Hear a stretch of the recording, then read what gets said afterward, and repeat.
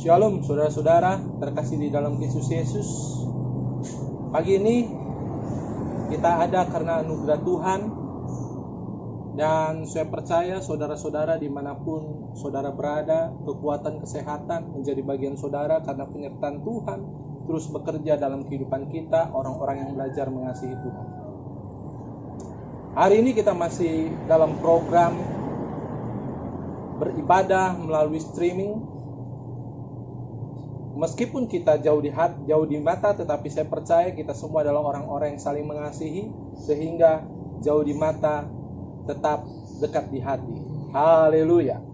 Saudara, kita mendapati saat-saat ini pergumulan hidup semakin hari semakin kita rasakan.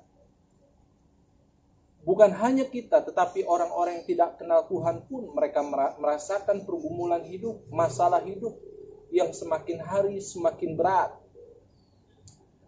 Wabah virus corona saat-saat ini semakin merajalela. Bahkan virus corona ini membuat perekonomian bukan hanya Indonesia, tetapi perekonomian dunia menjadi goncang. Wabah corona salah satunya mengakibatkan meningkatnya pengangguran di setiap negara. Mereka mengalami kesulitan karena pengangguran melonjak akibat virus corona ini. Bahkan beberapa hari yang lalu saya mendapati ada satu berita mengatakan bahwa di Amerika berpotensi melonjak pengangguran 15-20%. Di Indonesia berpotensi melonjak pengangguran 2,9 juta sampai 5,2 juta. Dan ini merupakan satu tragedi ekonomi yang luar biasa. Melonjaknya pengangguran mengindikasikan bahwa banyak orang-orang akan mengalami pergumulan di dalam hidupnya. Banyak manusia kehilangan harapan di dalam hidupnya. Karena masa depan yang mungkin sudah dirancang oleh setiap manusia saat-saat ini menjadi pudar karena wabah virus corona ini. Banyak orang frustasi, banyak orang kehilangan harapan, dan banyak orang menjadi kecewa di dalam hidupnya. Tetapi saudara, jangan pernah berpikir bahwa sudah tidak ada lagi harapan. Karena selama masih ada Tuhan, maka tidak ada yang mustahil untuk kita alami di dalam hidup kita sebagai orang percaya. Untuk itu, saat ini kita akan merenungkan satu kebenaran firman Tuhan dengan judul Masih Ada Harapan. Saya percaya tema ini menjadi satu tema yang memberkati kehidupan kita semua di saat-saat kita membutuhkan harapan, karena ternyata harapan itu masih tetap ada di dalam Kristus Yesus. Sebelum kita merenungkan kebenaran firman Tuhan, mari kita bersatu di dalam doa. Terima kasih Tuhan untuk saat yang indah ini, untuk kami boleh berada di dalam hadirat-Mu Tuhan. Kami tahu bahwa apa yang kami hadapi saat-saat ini sungguh berat. Masalah pergumulan di dalam hidup kami terasa begitu berat. Tetapi kami percaya masih ada jalan keluar di dalam Engkau. Sehingga kami mau merenungkan kebenaran firman Tuhan yang menjadi kekuatan di dalam hidup kami. Berfirmanlah ya Bapa, karena kami siap untuk merenungkan kebenaran firman-Mu. Dalam nama Yesus, kita yang siap merenungkan firman Tuhan, katakan bersama, amin. Haleluya. Saudara, mari kita buka di dalam Roma 8 ayat 31 sampai dengan 39. Saya akan bacakan buat saudara Roma 8 ayat 31 sampai dengan ayat 39. Satu perikop dengan judul keyakinan iman. Sebab itu apakah yang akan kita katakan tentang semuanya itu? Jika Allah di pihak kita, siapakah yang melawan kita? Ia yang tidak menyayangkan anaknya sendiri, tetapi yang menyerahkannya bagi kita semua. Bagaimanakah mungkin ia tidak mengaruniakan segala sesuatu kepada kita bersama-sama dengan Dia? Siapakah yang akan mengugat orang-orang pilihan Allah? Allah yang membenarkan mereka? Siapakah yang akan menghukum mereka? Kristus Yesus yang telah mati, bahkan lebih lagi, yang telah bangkit, yang juga duduk di sebelah kanan Allah, yang malah menjadi pembela kita. Siapakah yang akan memisahkan kita dari kasih Kristus? Penindasan atau kesesakan, atau penganiayaan, atau kelaparan, atau ketelanjangan, atau bahaya, atau pedang. Seperti ada tertulis, oleh karena engkau kami ada dalam bahaya maut sepanjang hari. Kami telah dianggap sebagai domba-domba sembelihan. Tetapi dalam semuanya itu kita lebih daripada orang-orang yang menang oleh Dia yang telah mengasihi kita. Sebab aku yakin bahwa baik maut maupun hidup, baik malaikat-malaikat maupun pemerintah-pemerintah, baik yang ada sekarang maupun yang akan datang, atau kuasa-kuasa, baik yang di atas maupun yang di bawah, ataupun sesuatu makhluk lain, tidak akan dapat memisahkan kita dari kasih Allah yang ada di dalam Kristus Yesus Tuhan kita. Amin. Saudara, ini satu perikop yang Paulus tulis untuk jemaat di Roma. Kalau kita melihat perikop sebelumnya, di situ ditulis tentang pengharapan anak-anak Allah. Pengharapan anak-anak Allah dimuliakan pada suatu saat bersama dengan Kristus. Pengharapan anak-anak Allah, tidak ada lagi kesusahan, tidak ada lagi penderitaan. Pengharapan anak-anak Allah menjadi pribadi yang sama seperti Kristus. Dan disambung lagi dengan satu perikop yang kita sudah baca tadi tentang keyakinan iman. Keyakinan iman. Saudara, apa yang membuat kita percaya dan yakin bahwa masih ada harapan di tengah-tengah kesulitan, di tengah-tengah tekanan, di tengah-tengah pergumulan hidup yang semakin berat seperti saat-saat ini? Ada 3 hal yang akan kita renungkan bersama. Bahwa di dalam Kristus ada harapan. Di dalam Kristus ada kekuatan yang baru yang Tuhan sediakan bagi kita. Ada 3 kebenaran Alkitab yang memberi keyakinan masih ada harapan di dalam Tuhan. Haleluya.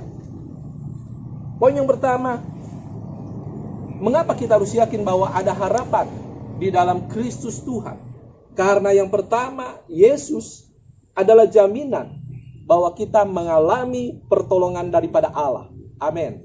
Yesus jaminan kita mengalami pertolongan Allah.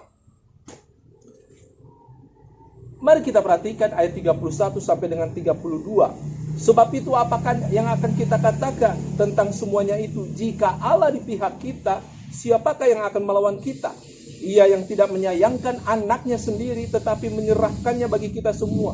Bagaimanakah mungkin ia tidak mengaruniakan segala sesuatu kepada kita bersama-sama dengan Dia? Pertolongan Allah mungkin datang tidak terlalu cepat dan tidak terlalu terlambat, tetapi hanya datang pada waktu yang tepat. Pertolongan Tuhan selalu datang pada waktu yang tepat. Di saat manusia berkata sudah tidak ada lagi harapan, tetapi ada pertolongan Tuhan yang selalu datang di waktu yang tepat, seperti yang Tuhan rencanakan dalam hidup kita.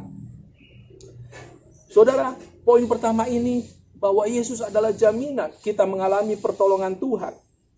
Yesus telah menyerahkan nyawanya sebagai tebusan bagi dosa kita. Ayat yang sudah kita baca di dalam ayat 31 sampai dengan 32. Karena Yesus telah menyerahkan nyawanya bagi tebusan dosa kita, sehingga setiap orang yang percaya kepada Kristus adalah orang-orang yang memposisikan dirinya di pihak yang sama dengan Allah. Jadi saudara, kalau Roma 8 ayat 31 berkata, jika Allah di pihak kita, siapakah yang menjadi lawan kita? Jawabannya adalah tidak. Dan secara khusus ayat ini ingin berkata kepada kita, Tuhan bisa ada di pihak kita kalau kita memposisikan diri di pihak yang sama dengan Tuhan. Jadi karena Tuhan itu adil, sehingga Dia pasti tidak akan memposisikan diri kepada orang-orang yang mungkin belum percaya kepada Tuhan. Tetapi pada saat kita percaya kepada Kristus, pada saat itu kita memposisikan diri sebagai pihak yang sama dengan pihak Allah. Jadi kita adalah orang yang percaya, menerima karya keselamatan Tuhan. Yesus Kristus mati bagi kita. Kita percaya kepada Dia sebagai Tuhan dan Juru Selamat. Kita ada di pihak yang sama dengan Allah. Dan pertanyaan di dalam ayat 31, jika Allah di pihak kita, siapakah lawan kita? Jawabnya pasti tidak ada.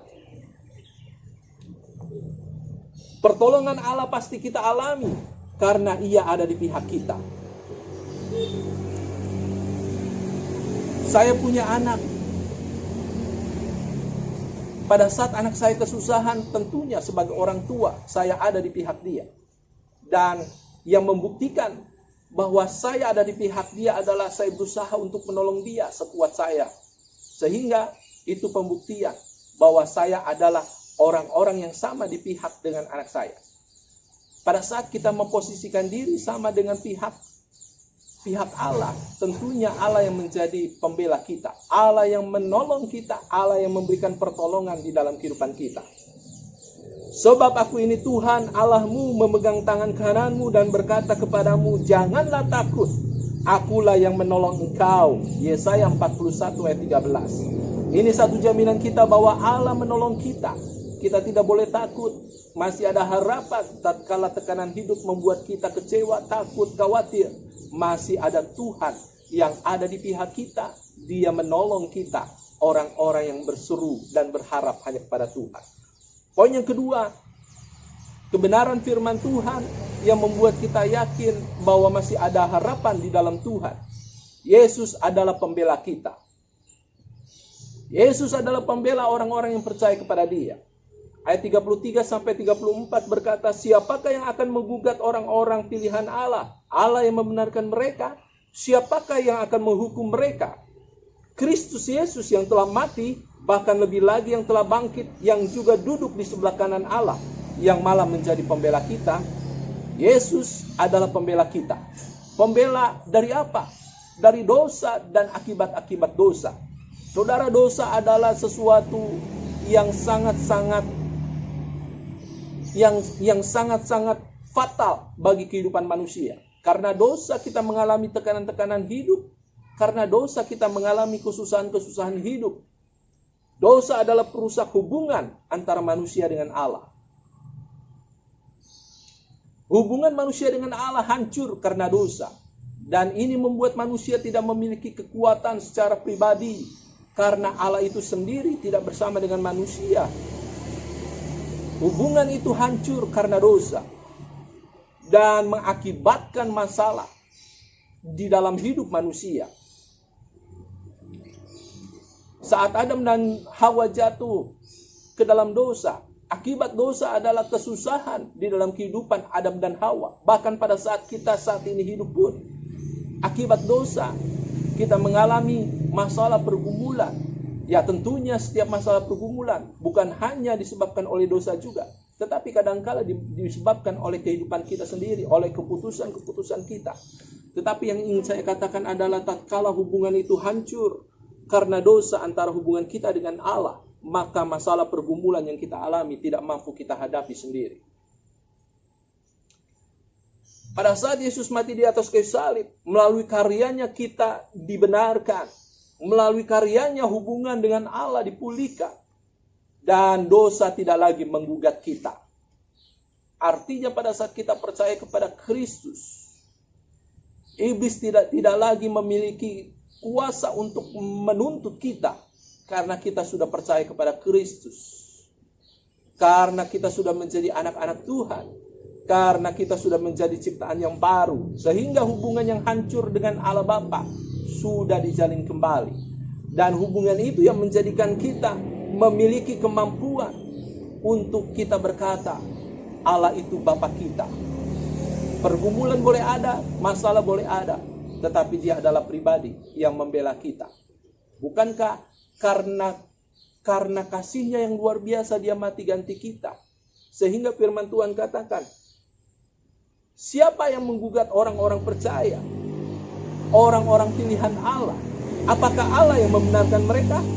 Siapa yang akan menghukum mereka? Jawabannya tidak ada. Karena Allah adalah pembela kita. Dan Dia membebaskan kita dari tuduhan-tuduhan akibat dosa dan pelanggaran-pelanggaran yang dilakukan oleh manusia pada saat mereka jatuh dalam dosa. Jadi saudara, harapan tetap ada.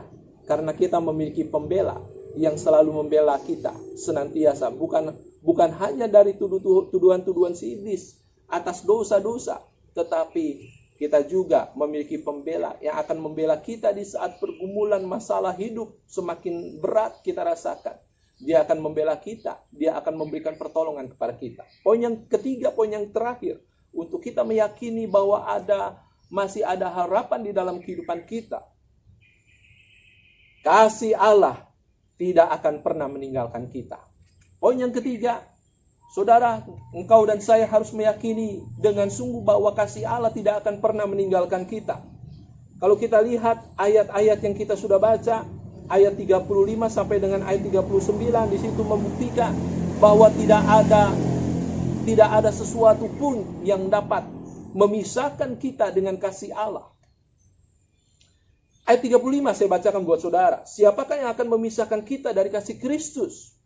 Penindasan atau kesesakan atau penganiayaan, atau kelaparan atau ketelanjangan atau bahaya atau pedang. Ini satu pertanyaan, dan dijawab bahwa tidak ada apapun yang dapat memisahkan kasih Allah dengan hidup kita. Ini berarti kasih Allah senantiasa ada di dalam hidup kita. Dan pertanyaannya adalah, apakah engkau tetap berada di dalam kasih Allah? Dalam sejarah manusia, pergumulan selalu ada menghiasi hidup kita. Saat ini pun, saudara dan saya sedang diperhadapkan dengan pergumulan di dalam hidup kita. Tetapi kita percaya kasih Allah yang memampukan kita memiliki pandangan yang benar bahwa masih ada harapan di dalam Tuhan. Kasih Allah memampukan kita menghadapi setiap pergumulan-pergumulan, sehingga firman Tuhan menyimpulkan bahwa kita lebih daripada orang-orang yang menang.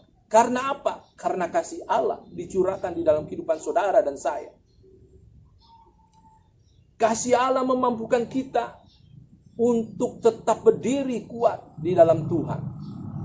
Karena melalui kasih itu, kita tetap berkata bahwa Allah ada di pihak kita. Allah menjadi pembela kita, dan Allah tidak pernah meninggalkan kita. Kasih Allah tidak pernah meninggalkan kita. Firman Tuhan berkata di dalam ayat yang sudah kita baca, sebab aku yakin bahwa baik maut maupun hidup, baik malaikat-malaikat maupun pemerintah-perintah, baik yang ada sekarang maupun yang akan datang, atau kuasa-kuasa baik yang di atas maupun yang di bawah, atau sesuatu makhluk lain, tidak akan dapat memisahkan kita dari kasih Allah yang ada dalam Kristus Yesus Tuhan kita. Jadi kasih Allah itu menjadi bagian hidup orang-orang percaya, orang-orang yang menaruh harap hanya kepada Tuhan, orang-orang yang mengandalkan Tuhan, orang-orang yang menjadikan Yesus sebagai Tuhan dan Juru Selamat secara pribadi. Hari ini firman Tuhan mengingatkan kita untuk kita tetap percaya kepada Kristus sebagai Tuhan dan Juru Selamat, sehingga kasih Allah itu tetap berlaku di dalam kehidupan kita. Karena firman Tuhan berkata kasih Allah tidak pernah meninggalkan kita. Yang menjadi pertanyaan adalah, apakah kita tetap berada di dalam kasih-Nya, atau kita memutuskan untuk keluar dari kasih Allah di dalam hidup kita? Biar kiranya kita menjadi pribadi-pribadi yang tetap berpegang teguh pada kasih Kristus, berpegang teguh pada pengharapan di dalam Kristus, sehingga kita dapat berkata kepada orang-orang sekitar kita, kita dapat berkata kepada dunia bahwa masih ada harapan di dalam Tuhan. Karena bersama dengan Tuhan kita cakap menanggung segala perkara. Masih ada harapan di dalam Tuhan, karena kita yakin dan percaya Yesus adalah jaminan bahwa kita mengalami pertolongan Tuhan. Masih ada harapan di dalam Tuhan, karena kita percaya yang kedua, bahwa Yesus adalah pembela kita. Yesus adalah pribadi yang memegang kita dengan tangan kanannya, yang membawa kemenangan. Dan kita percaya masih ada harapan di dalam Kristus, karena yang ketiga adalah kasih Allah tidak pernah meninggalkan kita. Biar kiranya kebenaran firman ini menjadi kekuatan untuk kita tetap berharap, bersandar hanya kepada Tuhan. Karena kita yakini penuh bahwa Tuhan Allah itu tidak pernah meninggalkan orang yang berseru berharap hanya kepada Dia. Mari kita berdoa pada Tuhan. Terima kasih Bapa atas penyertaan Tuhan yang luar biasa. Perenungan firman-Mu yang singkat dan sederhana ini memberikan pemahaman kami bahwa Engkau adalah Allah pribadi yang menjadi jaminan kami mengalami pertolongan Allah di dalam hidup kami. Terima kasih Tuhan karena Engkau menjadi pribadi yang selalu menjadi pembela kami, dan kami percaya Tuhan masih ada harapan karena kasih Allah tidak pernah meninggalkan kami. Selama hidup kami percaya kasih-Mu tidak pernah meninggalkan kami. Engkau menyertai setiap pribadi lepas pribadi Tuhan, jemaat-Mu dimanapun mereka berada. Berikan kekuatan, berikan kemampuan untuk berkata, masih ada harapan di dalam Kristus Yesus. Karena Tuhan yang kami sembah di dalam Kristus Yesus adalah Tuhan yang tidak pernah meninggalkan kami. Terima kasih Bapa, di dalam nama Tuhan Yesus kita yang percaya berkata, amin. Saudara-saudara, sebelum kita mengakhiri program ini, mari kita bersatu di dalam doa syafaat bersama dengan Bapak Praya. Shalom dimanapun kita berada. Hari ini mari kita mau satukan hati kita untuk kita bisa berdoa, menyerukan setiap pokok-pokok doa kita yang mau kita bawakan ke dalam hadirat Tuhan. Mari kita bersatu dalam doa. Bapa, di dalam nama Tuhan Yesus kami bersyukur kalau hari ini Tuhan kami ada sebagaimana kami ada. Kami bersyukur bahwa Engkau telah melindungi kami, Engkau masih memberikan kami nafas kesehatan yang baru. Kami beserta keluarga kami boleh sehat. Itu semua bukan karena kekuatan kami, tapi itu semua karena kebaikan Tuhan yang boleh terjadi dahsyat dalam kehidupan kami. Walaupun Tuhan di tengah-tengah Tuhan wabah ataupun virus yang boleh terjadi di tengah-tengah bangsa kami maupun di tengah-tengah dunia, mungkin secara manusia kami takut, tapi kami percaya kami punya Allah yang sanggup menolong kami. Kami punya Allah yang sanggup menutup bungkus kami beserta keluarga kami untuk kami bisa terhindar daripada sakit penyakit itu Tuhan. Oleh sebab itu kami minta kepada Tuhan, biar Tuhan sendiri yang melindungi kami. Jauhkan Tuhan dari setiap virus ataupun bakteri ataupun wabah yang boleh hadir dalam kehidupan kami, menempel dalam kehidupan kami maupun keluarga kami. Kami rindu Tuhan Engkau menjagai kami, biar Tuhan kami boleh beraktivitas senantiasa dan bersukacita senantiasa, terhindar daripada sakit penyakit yang boleh ada Tuhan. Mungkin secara manusia kami takut, tapi kami percaya kami menyembah Allah yang hidup, Allah yang sanggup untuk melindungi kami dan menopang kami. Oleh sebab itu Tuhan kami rindu Tuhan virus ini boleh berhenti dengan cepat. Oleh karena pertolongan Tuhan, Kau-Nya sendiri yang menyelesaikannya. Kami rindu Tuhan setiap pasien yang boleh ada Tuhan tidak lagi bertambah, angka kematian tidak lagi bertambah Tuhan, tapi angka kesembuhan akan terus bertambah di tengah-tengah bangsa kami. Kami berdoa untuk setiap pasien Tuhan, mari berikan sukacita yang boleh hadir dalam kehidupan mereka Tuhan. Walaupun mereka terdampak Tuhan virus corona ini, tapi kami percaya mereka senantiasa boleh bersukacita karena kami percaya hati yang gembira adalah obat yang manjur. Oleh sebab itu Tuhan, biar mereka keadaan mereka boleh pulih kembali, keadaan mereka Tuhan boleh Tuhan kembali sehat, sehingga mereka boleh menjadi kesaksian hidup di tengah-tengah Tuhan virus yang boleh terjadi di bangsa kami. Oleh sebab itu Tuhan, ajar kami untuk terus mengandalkan Tuhan dalam setiap kehidupan kami, karena kami tahu kami gak bisa kemana-mana kecuali ke Tuhan kami yang hidup, bahwa Tuhan Yesuslah yang selalu menopang dan menjaga kami. Oleh sebab itu Tuhan, kami juga berdoa untuk Bapak Presiden kami, Bapak Joko Widodo beserta jajarannya, para menteri dan setiap pemerintahan yang boleh ada. Biar hati dia Tuhan boleh mempunyai hati daripada Tuhan, yang boleh untuk menjadikan Tuhan setiap bangsa Indonesia dengan keputusan-keputusan dan daripada Tuhan.